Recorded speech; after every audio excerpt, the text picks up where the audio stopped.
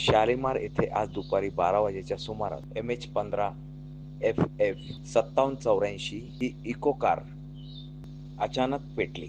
यामध्ये कुठल्याही प्रकारची जीवितहानी झाली नसून गाडीचे मात्र संपूर्ण नुकसान झालेले आहे. इथे वेल्डिंगच्या कामानिमित्त इथे आणली गेली होती.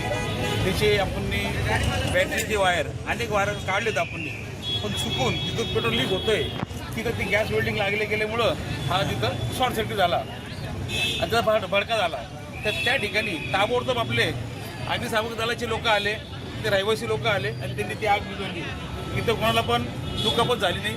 फक्त एवढं एका गाडीचं नुकसान झालं फार मोठं याच्यामध्ये, एवढंच. आग लागली वेल्डिंग, चुकीच्या वेल्डिंगमुळे ती आग लागली गेली, शॉर्ट सर्किटमुळे आग लागली गेली.